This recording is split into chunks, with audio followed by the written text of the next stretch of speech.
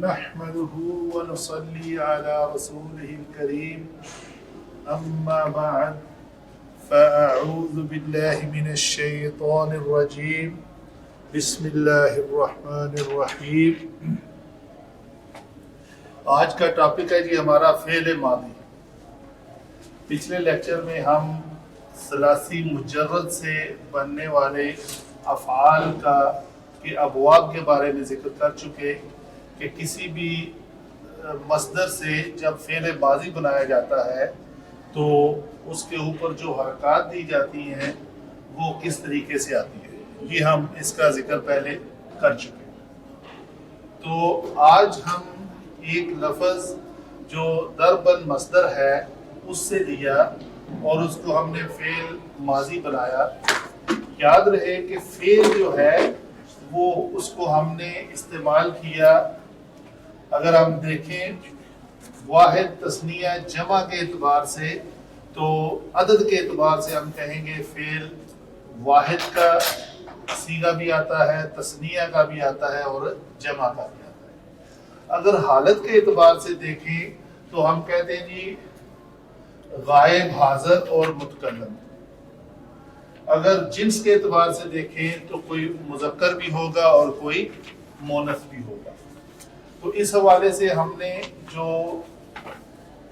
فعل کو بنانے کا طریقہ کار ہے اس کو سمجھنے کے لیے آج تھوڑی سی کاوش کی ہے کہ ضربہ، ہم کہتے ہیں جی یہ ضربہ ہے، ایک ضربہ کے بعد دوسرا جب اس کا تثنیہ بنایا تو وہی لفظ ضربہ میں صرف ایک الف کا اضافہ کر دیا تو یہ بنا ضربہ۔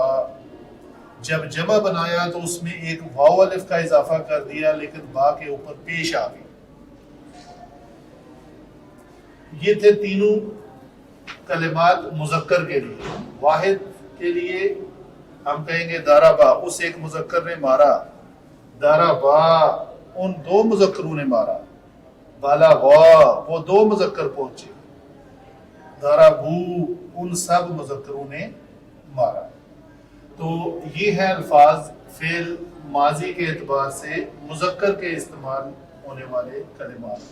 اگر مونس کے لیے لیا جائے تو ضربت وہ ایک مونس پہنچی، ضربتا وہ دو مون سے پہنچی اور ضربنا وہ سب مون سے پہنچی۔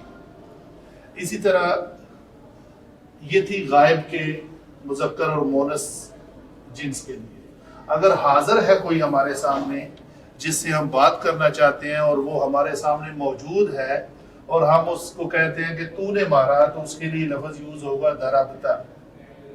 تو یاد رہے کہ سارے کلمات میں ضربہ فعل اپنی جگہ پہ موجود ہے اور اس کے ساتھ ایڈیشن کچھ حروف جو ہے وہ آ رہے ہیں اور وہ اپنی کس حیثیت سے آ رہے ہیں یہ چیز ہم نے ڈسکس کرنی ہے آج۔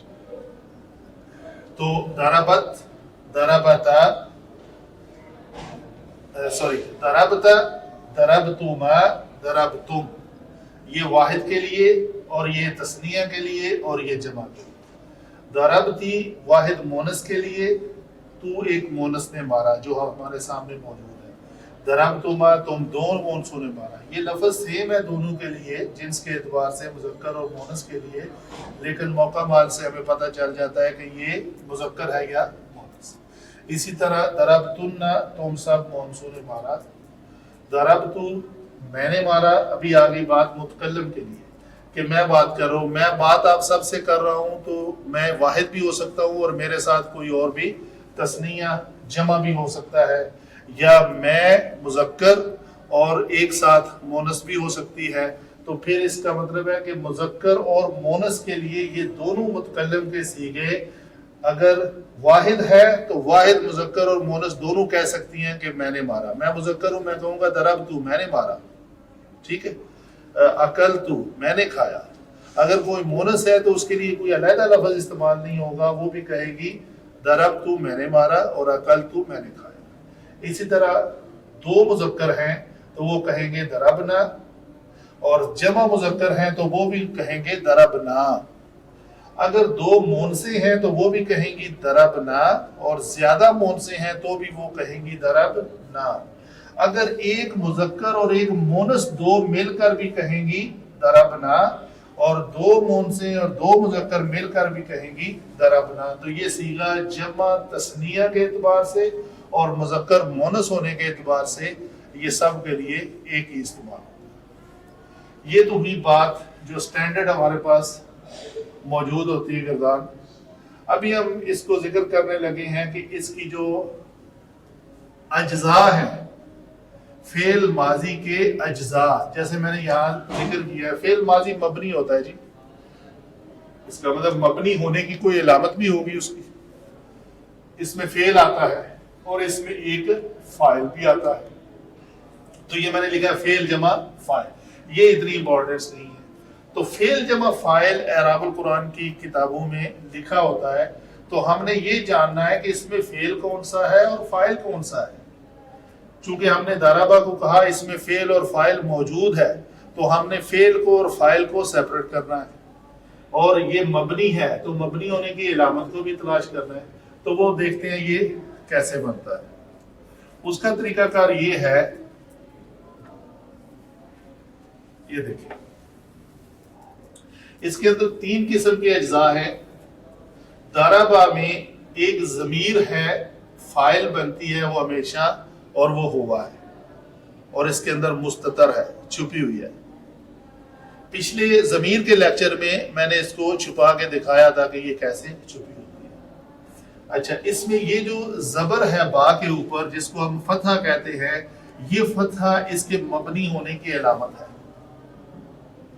کیونکہ اعراب القرآن کی کتب میں ضربہ فعل ماضی مبنی فتحہ علی با، تو یہ اس کی علامت ہے۔ چونکہ یہ لکھا ہوتا ہے تو اس لیے ہمارے اسٹوڈنٹس کو یہ پتہ ہونا چاہیے کہ فعل ماضی مبنی ہے اور اس کے مبنی ہونے کی علامت کیا ہے، وہ یہ با کے اوپر زبر ہے۔ تو گویا مبنی کی علامت جمع فعل جمع ضمیر ہوا جو اس کے اندر چھپی ہوئی ہے از اکول ٹو ضربہ۔ میتھمیٹیکلی ہم بات کرتے ہیں نا، چونکہ اس کے اجزاء ہیں تو وہ تین اجزاء مل کر ایک ضربہ بن رہے ہیں۔ تو اگر الٹ بولیں تو ضربہ کو اگر اس کو ڈسمینٹل کریں تو ان میں سے کون کون سے اجزاء نکلتے ہیں، ایک اس میں ہوا کی ضمیر چھپی ہوئی ہے، دوسرا یہ خود فعل ہے، اور اس کے اندر مبنی ہونے کی علامت زبر ہے جو با کے اوپر ہے، یہ زبر اور یہ زبر نہیں سمجھی جائے گی۔ اسی طرح اگر واحد مونس کی بات کی جائے تو اس میں کیا ہے جی، اس میں ہیا چھپی ہوئی، یہ مستتر ہے۔ یہاں پہ ہمیں ایک لفظ مستتر لکھنا پڑے گا جو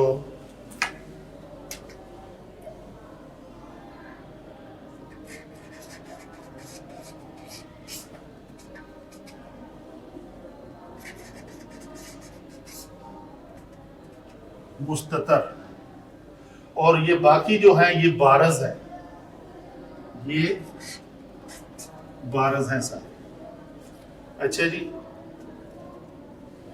مستتر اس لیے کہ ان دو صیغوں کے اندر ہم کسی حرف کو ڈیزگنیٹ نہیں کر سکتے، نہیں بتا سکتے کہ اس سے مراد وہ ضمیر فاعل ہے۔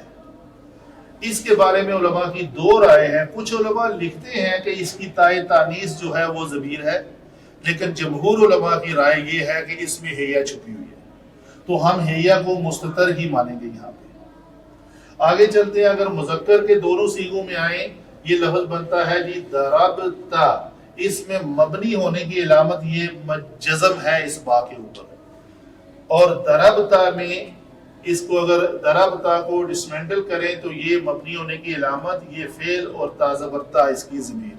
اس تازبرتا کا مطلب ہے تو نے ضربا مارا، مبنی ہے فعل ماضی، تبدیل نہیں ہوتا، ضربتا ہی رہے گا ہمیشہ، کبھی بھی اس کے نیچے کوئی بھی پہلے عمل آ جائے تو اس کی شکل کو تبدیل نہیں کرے گا، اس کو کہتے ہیں یہ مبنی۔ اسی طرح ضربتی میں یہ جزم جو ہے با کے اوپر اس کے مبنی ہونے کی علامت ہے، اور تازرتی اس کی ضمیر ہے جو فاعل بنتی ہے، تو ہم کہیں گے تو ایک مونس، اس کا معنی ہے نے مارا۔ اسی طرح ضربتو میں تاپش تو ضمیر ہے جو ضمیر ہو کر فائل بنتی ہے ہم کہیں گے میں، اس سے مراد ہے میں نے ضرب مارا، تو یہ فعل ہے، تو یہ اس کے مبنی ہونے کی علامت۔ یہ ہے اس کے پہلے جو اتنے دو اور دو چار اور ایک 5 سیغوں کے متعلق ڈیٹیل کہ وہ کیسے بنتے ہیں۔ اس کو ہم شفٹ کرتے ہیں، آگے کس پہ بات کریں گے جی؟ نیکسٹ جو سیغے ہیں وہ کیسے بنے ہیں، وہ ایسے بنے ہیں۔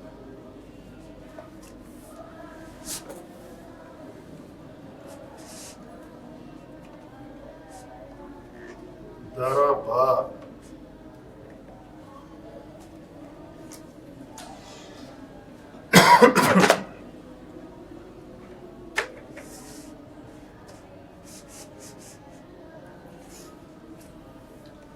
جی یہ ہیں ہمارے جو تثنیہ کے سیغے، تثنیہ مینشن ہے، تسمیہ کے سیغوں کے اندر بھی فعل اور فاعل موجود ہوتا ہے، اور یہ لفظ جو ضربا ہے اس کے اندر یہ با کے اوپر زبر جو ہے اس کی مبنی ہونے کی علامت ہے، اور یہ الف جو اضافی آیا ہے اس کا مطلب ہے ان دو مذکروں نے مارا۔ اگر مونس کی بات کی جائے تو اس میں یہ تا زبر الف تا جو ہے یہ ضمیر ہے ضربتا، تو با کے اوپر جو زبر ہے یہ ہے اس کے مبنی ہونے کی علامت، تو یہ بنے گا لفظ پورا ضربتا، تو ان دو مونسوں نے مارا۔ اسی طرح حاضر کے مذکر کے صیغے میں کیا آئے گا جی؟ ضربتما، تو یہ جو تما لفظ ہے یہ ضمیر ہے اور یہ فاعل بن رہی ہے اس میں، اور یہ با کے اوپر جزم جو ہے یہ اس کے مبنی ہونے کی علامت ہے۔ اگر مونس حاضر کے بات کی جائے تو وہ بھی وہ سیم لفظ ہے، تما ہی اس میں آئے گا، یہ بھی اسی طرح اپنے موقع محل سے پہچانا جائے گا کہ یہ تما جو ہے یہ ضمیر ہے اور یہ فاعل ہے، تم دو مونسوں نے مارا۔ اسی طرح اگر تثنیہ یا جمع متکلم کی بات کریں تو یہ لفظ بنتا ہے ضربنا، تو نون زبر الف نا جو ہے یہ ضمیر ہے اور ضربا فعل ہے، اور یہ جزم جو ہے اس کے مبنی ہونے کی علامت ہے۔ تو یہ ہوئے ہمارے تثنیہ کے 5 سیغوں کے بارے میں معلومات، جس کو ہم نے کہا کہ ضربا از اکول ٹو یہ 3 اجزاء، ضربتا از اکول ٹو یہ 3 اجزاء، ضربتما اور ضربتما از اکول ٹو یہ اجزاء، اور آگے ضربنا میں یہ تینوں اجزاء کے اعتبار سے ہم نے اس کو بنا دیا کہ یہ ہے اس کے ہر کلمے کو توڑ کر اس کے اندر سے کیا نکلتا ہے یہ۔ اس سے آگے چلتے ہیں جی، آگے ہمارے سیغے ہیں جمع کے۔ تو جمع کے سیغوں کو ہم اگر پہچانے تو وہ بات کچھ اس طرح آئے گی کہ ضربو میں یہ با کے اوپر پیش جو ہے یہ ہے اس کے مبنی ہونے کی علامت۔ آپ نوٹ کر رہے ہیں صرف ایک پیش آئی ہے، دوسرے سارے مجزوم آئے ہیں، اور یہاں پہ 2 زبر آئی ہے۔ اچھا یہاں پہ بھی شاید زبر ہی تھی، یہ بھی زبر ہے تثنیہ کے زبر۔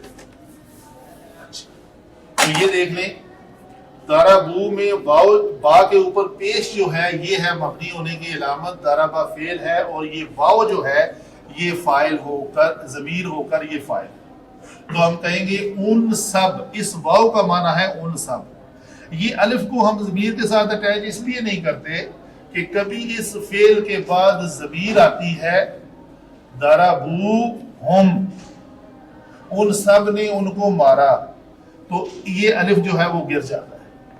تو ضمیر چونکہ مبنی ہے تو مبنی وہ ہوتا ہے جو قائم رہے، وہ کسی بھی طریقے سے گرے نہ، چونکہ یہ ضمیر آنے کے بعد یہ الف گر جاتا ہے تو ہم اس واو کو، واو الف کو ضمیر نہیں کہیں گے، یہ صرف واو ہے۔ ایک دفعہ پھر یہ ضمیر کا ضربو یہ ایک کلمہ ہے، اس ضربو میں ضاد را با فعل ہے، واو جو ہے یہ اس کی ضمیر ہے اور یہ الف اضافی ہے ضربو، تو ہم کہیں گے اس واو کا معنی ہے ان سب مذکروں نے मारा। दरबना जो जमा मोनस गायब, ये जमा वो मोनस और गायब, ये मोनस की लाइन चल रही है और ये गायब की है, तो ये हम कहेंगे जमा मोनस गायब का सीगा है जिसमें ये नून जबर ना जो है ये तो है ज़मीर होकर ये फाइल है। तो उन सब मोनसों ने क्या किया, मारा, और ये बा के ऊपर जज़म जो है ये इसके मबनी होने की इलामत। नहीं, ये पहले मुज़क्कर गायब में जमा में जब वाव अलिफ तो इजाफी है, लेकिन इजाफी अलिफ ये क्यों आया है? असल में कलमा क्या होना चाहिए था? यही है दरबू। दरबू ही होगा जी, बोल नहीं दरबून दरबू नहीं वो यदरिबून। ठीक है जी। जी। इसी तरह आगे चलते हैं अगर, तो जो सीखे हैं कौन से, जमा मुज़क्कर और हाजिर का सीगा है वो क्या है, दरबतुम। तो दरबतुम कैसे बना, वो उसके अज्जा ये हैं, इसमें बा के ऊपर जज़म जो है ये मबनी होने की इलामत है, दरबा इसका फेल है और तुम जो है वो ज़मीर है। तो हम कहेंगे तुम सब मुज़क्करों ने मारा। आगे लफ्ज़ है दरबतुन्ना, ये भी क्या है जी, जमा मोनस हाज़िर। तो हम जब कहेंगे दरबतुन्ना तो इसका मतलब ये हुआ कि ये तुन्ना जो है ये ज़मीर है, इसका मतलब है तब तुम सब मोनसू ने मारा, और इसके बा के ऊपर जज़म जो है ये इसके मबनी होने की इलामत है। तो हम कहेंगे दरबतुन्ना फेल माजी मबनी,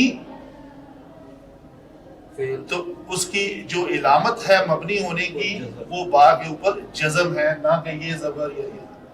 तो आप अगर नोट करें, इसको मैं उतार देता हूं अभी, नोट ये करवाना है मैंने आपको कि दाद राबा फेल है, तो ये शुरू में ही तीनों आ रहे हैं हरूफ, सारे 14 के 14 सीगों में ये हरूफ शुरू में आ रहे हैं, और इसका जो तीसरा कलमा है दाद रा बा फेल, बा जो है, बा के ऊपर जो हरकत है वो इसके मबनी होने की अलामत, यानी आखिरी हर्फ के ऊपर। आखिरी हरफ अगर यहाँ बोले तो यहाँ आखिरी हरफ अलिफ है, तो हम ये नहीं कह सकते। यानी दारा बा के अंदर जो फा आइन लाम कलमा के एतबार से देखें तो लाम कलमा के ऊपर जो हरकत होगी वो उसके मबनी होने की इलामत, जो रूट वर्ड है उसके ऊपर। जी, रूट वर्ड।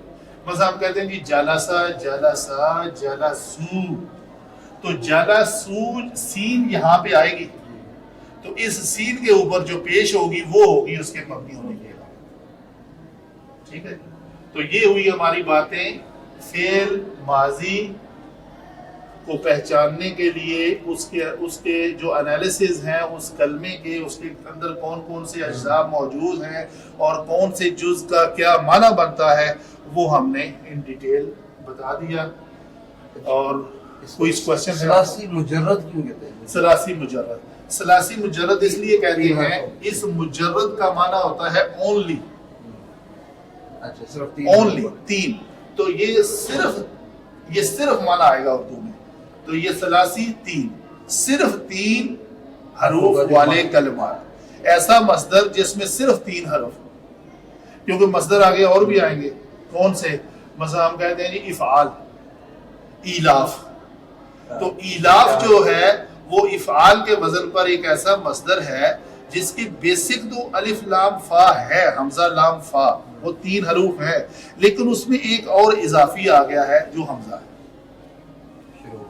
शुरू, जैसे इफ़आल फा आइन लाम है ना, तो फा आइन लाम के अंदर एक हमजा इजाफी आ गया है, जैसे अफ़अला युफ़इलु, अनज़ला युनज़िलु, तो वो नज़ला था, नज़ला के अंदर मजीद एक और हरफ आ गया तो वो क्या बन गया, अनज़ला, तो वो चार हो गए, तीन नहीं रहे, तो ये है सिर्फ तीन हरफ। वमा अलैना इल्लल बलाग।